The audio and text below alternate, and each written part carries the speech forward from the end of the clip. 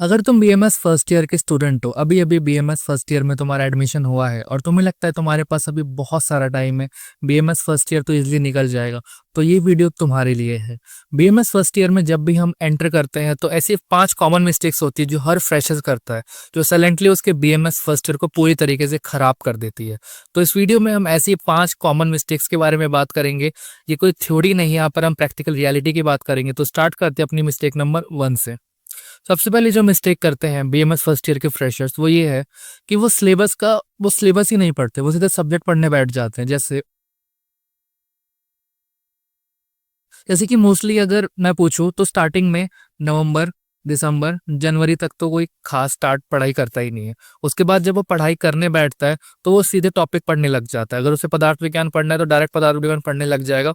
वो सबसे पहले ये नहीं जानता कि जो मेरा सब्जेक्ट है इसका सिलेबस क्या है, सिलेबस में हमें क्या क्या पॉइंट दे रखे, किस चैप्टर को हमें कितना पढ़ना है, क्या उसकी वेटेज है, एग्जाम में से उसमें से एल क्यू आएगा, ऐसे क्यों आएगा, ये सब चीजें उसको पता ही नहीं होती है।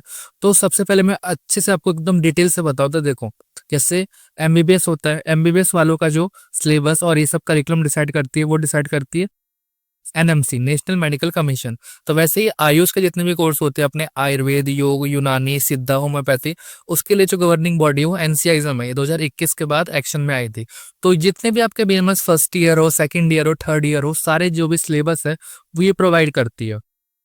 और ये सिलेबस बहुत बहुत इंपॉर्टेंट होता है। इसकी इंपॉर्टेंस लोगों को लास्ट में जाके पता चलती है, जब एग्जाम बिल्कुल सर पे होते हैं और फिर इतना कुछ काम नहीं आएगा। अगर आप शुरू से इसे समझ के चलोगे तो आपकी जर्नी बहुत स्मूथ होगी। देखो, सबसे पहले सिलेबस आपको कहाँ मिलेगा? सिंपल, आप गूगल पे सर्च कर देना जो भी आपको सब्जेक्ट चाहिए, रचना शीर्षक सिलेबस एनसीआईजम, पदार्थ विज्ञान सिलेबस एनसीआईजम, संहिता अध्ययन सिलेबस एनसीआईजम।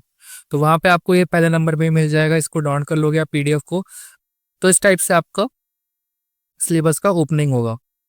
ये सिलेबस है 2021 बैच से ही लागू हुआ है, मतलब 2021 में एनसीएजम ने फर्स्ट बार अपना सिलेबस दिया था। ठीक है, इस टाइप से आपको समझ में आ जाएगा कि देखो, सबसे पहले आपको पेपर डिस्ट्रीब्यूशन देखने को मिलता है। आपको समझ में आ जाएगा कि आपके 2 पेपर होते हैं यहाँ पर, पेपर 100, पेपर 200, देन आपके प्रैक्टिकल कैसे कैसे डिस्ट्रीब्यूशन होता है। ये चीजें बहुत जरूरी होती है।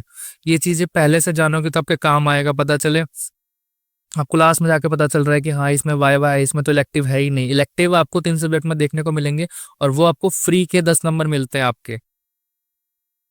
ठीक है, अब क्या क्या फायदे सिलेबस से आप क्या क्या समझ सकते हो, आपको डिटेल में बताओ तो। सबसे पहले तो आपको ये सारे टॉपिक्स देता है, क्या आपके चैप्टर से आपके उस सब्जेक्ट के, वो सारा आपको डिटेल में ही बताता है।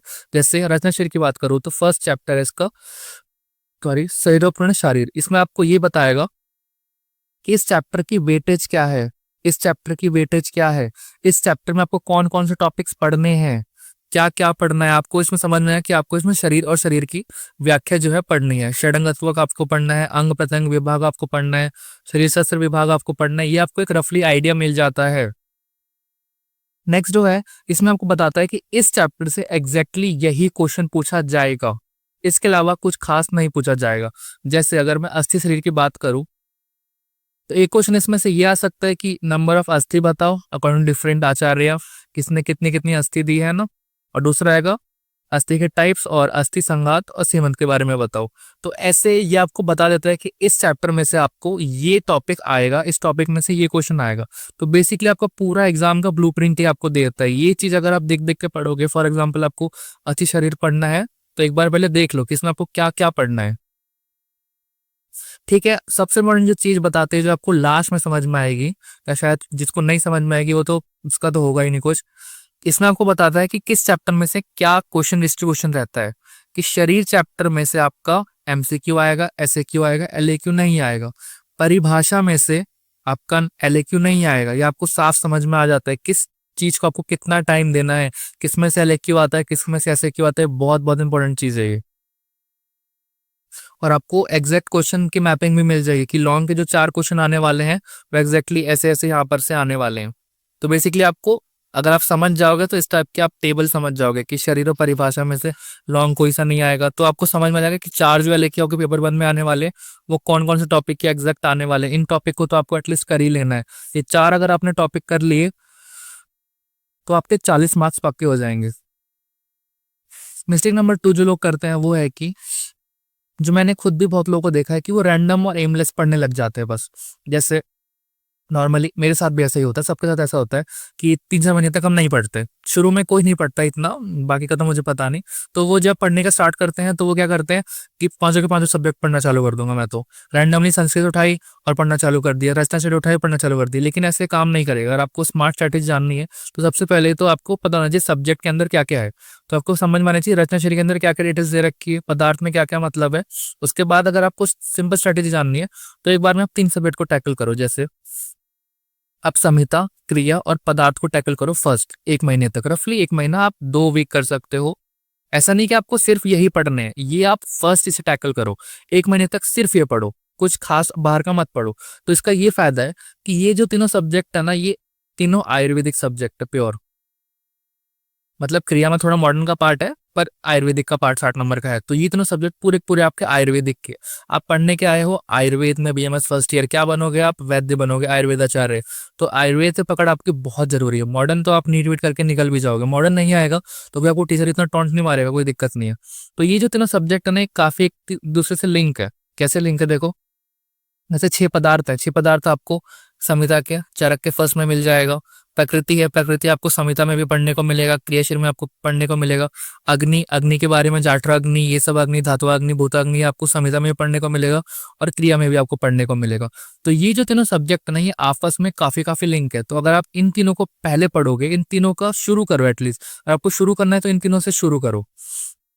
फिर अपना 1 मंथ के अराउंड पढ़ो तो आपको समझ में आ जाएगा हाँ भाई क्या है आयुर्वेदम, आयुर्वेद का बेसिक्स आपको समझ में आ जाएगा।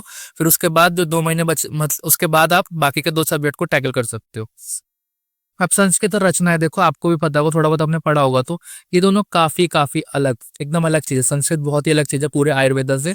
बस उसका अगर आप 100 में से 1 होगे ना तो आप इसका यूज करोगे आयुर्वेद को समझने में, क्योंकि बहुत टफ है संस्कृत। संस्कृत पास हो जाए लोग वही बड़ी चीज है। अगर आप उसको पूरा समझ लो और उसको यूज करो आयुर्वेद में, श्लोक का मतलब जानने में, धातु जानने में, प्रत्यय जानने में, तो आप रेयर हो एकदम।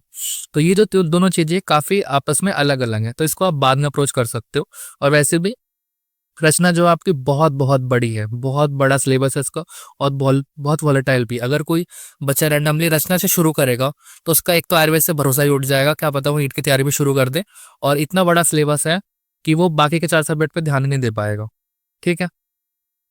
मिस्टेक नंबर 3 जो है वो है, बहुत से लोग करते हैं कि रैंडमली श्लोक याद कर रहे हैं, कोई भी श्लोक याद होते हैं, इररेलेवेंट श्लोक याद कर रहे हैं। भाई एक चीज की लिमिट होती है, आपके दिमाग की भी एक लिमिट है। आप को जो भी श्लोक याद करना होता है वो बाय हार्ट करना होता है, मतलब बहुत बार उसको रिपीटेशन करना पड़ता है, कंटिन्यूस रिपीटेशन आपको करना पड़ता है, तब जाके वो आपके कंठस्थ होता है। तो ऐसे आप कुछ ही श्लोक को कर सकते हो, बहुत सारे नहीं कर सकते। तो अगर आपको कुछ श्लोकों को बाय हार्ट याद करना है तो उसके लिए आपको फालतू के श्लोका को छोड़ना पड़ेगा।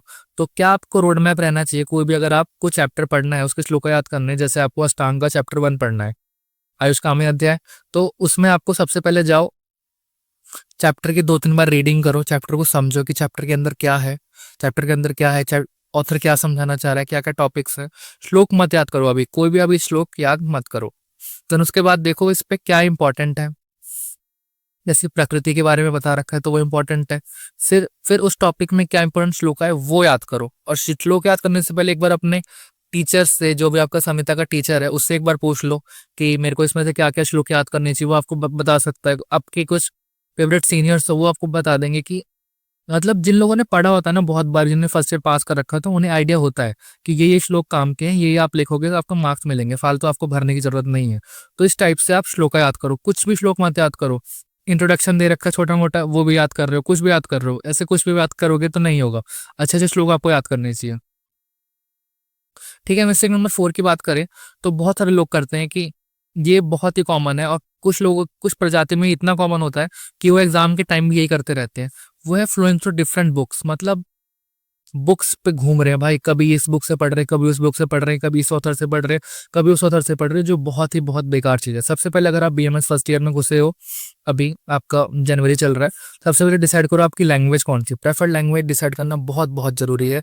आप हिंदी प्रेफर कर सकते हो, इंग्लिश प्रेफर कर सकते हो, मराठी, जो भी आपकी लैंग्वेज हो जिसमें आप कंफर्टेबल। अगर आपने 12th तक सीबीएसई आईसीएसई से पढ़ाई की है तो मैं कहूँगा इंग्लिश प्रेफर करो। इंग्लिश में फायदे होते हैं, थोड़े मार्क्स भी ज्यादा मिलते हैं और ईजी लिखने में पड़ता है, इससे मेरा पर्सनल ओपिनियन है। जो भी हो आपका वो डिसाइड करो।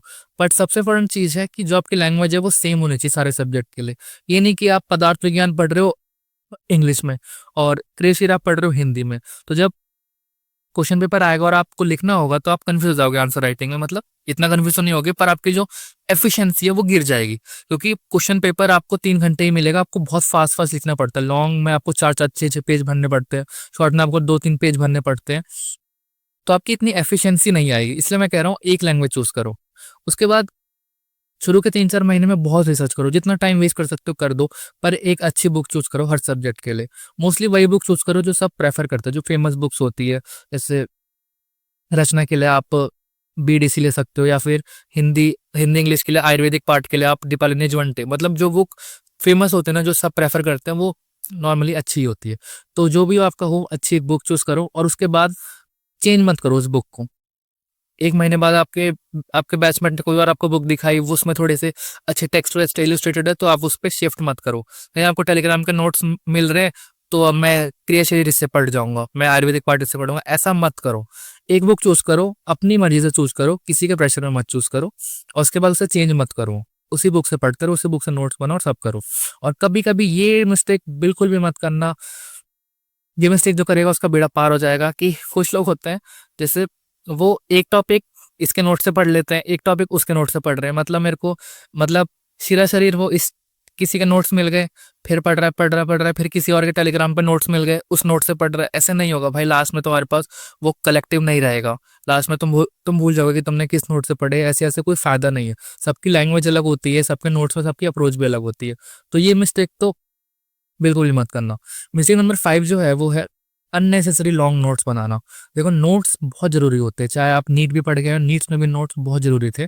तो नोट्स का आपको कैसे बनाना है वो सबसे इंपॉर्टेंट है। या तो कंप्रेस नोट्स बनाओ या शॉर्ट नोट्स बनाओ, और पूरा का पूरा डाटा कॉपी मत करना। तुमने भी कुछ लोग देखे होंगे, वो जैसे बुक रीडिंग करते हैं तो हाइलाइटर लेके बैठ जाते हैं और सारी की सारी चीजें भाई हाईलाइट कर देते हैं। तो उस पॉइंट क्या है उस हाईलाइटिंग का?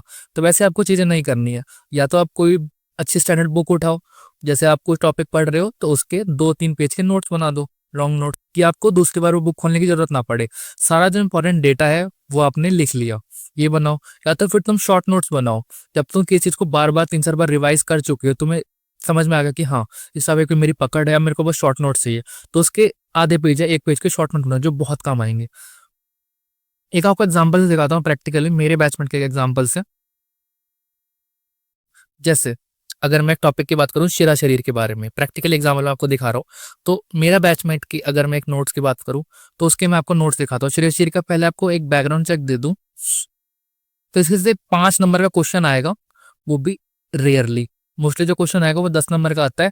सिरा, धमनी और श्रोतस का लॉन्ग क्वेश्चन। तो इसकी इंपॉर्टेंस आप समझ रहे होंगे। 5 नंबर का क्वेश्चन रेयर आता है। इसके एक बार नोट्स देखो। रेफरेंस कोई लॉजिक नहीं से याद करने का। व्युत्पत्ति ठीक है, निरुक्ति ठीक है, एक आपका सिराव का स्वरूप भी ठीक है, ये भी ठीक है। सरंदन के अनुसार आपको याद करने की कोई जरूरत नहीं है, सुश्रुत के अनुसार याद करने की कोई जरूरत नहीं है। किसी एक का याद करो, बस 4 मत याद करो। फिर ये भी ठीक है, चलो ये भी ठीक है, पर इतना डिटेल में आपको नहीं जाना है भाई। इसमें से आपका लॉन्ग क्वेश्चन नहीं आने वाला कि शिरा का एकदम डिटेल में आप भर रहे हो, और ये पॉसिबल भी नहीं है ह्यूमन के लिए याद करना ये सारी चीजें। कोई सेंस नहीं इसको याद करने का, कोई भी। फिर कोई भी शिरा का जो श्लोक है इसको कोई याद करने की जरूरत नहीं है, सिंपल आपको बस रंग याद करना होता है। मतलब मैं आपको समझाना चाह रहा हूँ कि अननेसेसरी श्लोक, अननेसेसरी नोट्स मत बनाओ, कोई सेंस नहीं है। अब समझ रहे? अब मैं अपने नोट्स दिखाता हूँ। मेरा ऐसा है, मेरी राइटिंग बेकार ही है, मैं अपने लिए नोट्स बनाता हूँ। एक आपको एग्जांपल दिखा रहा हूँ। जैसे शिरा शरीर अगर मेरा टॉपिक है तो मैंने उसकी निरुक्ति सिंपल से लिख दी, थोड़ा उसका मतलब, एक श्लोक क्या उसकी डिवाइडेशन है, नंबर क्या है, स्वरूप का श्लोक, एंड टाइप। और इतना मोर देन इनफ है। कोई भी क्वेश्चन इससे बाहर नहीं जाता है, ना मेरा गया है एग्जाम में, ना किसी का जाता है, क्योंकि आप समझ जाओगे कि किस टॉपिक को कितना टाइम देना है। वो बहुत इंपॉर्टेंट चीज है, ठीक है। अगर आप ये मिस्टेक कर रहे हो तो सच बता रहा हूँ आप फेल हो जाओगे, और ऐसे तो श्योरली फेल हो जाओगे। तो यही थी आज की वीडियो। आप कमेंट में बताओ आप भी ऐसी कौन सी मिस्टेक है जो आप भी कर रहे हो, आप ऑलरेडी कर रहे थे और आप आपसे नहीं करोगे। तो ये थी वीडियो। अगर आपको वीडियो अच्छी लगी और आपको इस टाइप की वीडियो और चाहिए बीएमएस रिगार्डिंग, तो चैनल को सब्सक्राइब कर देना और लाइक कर देना।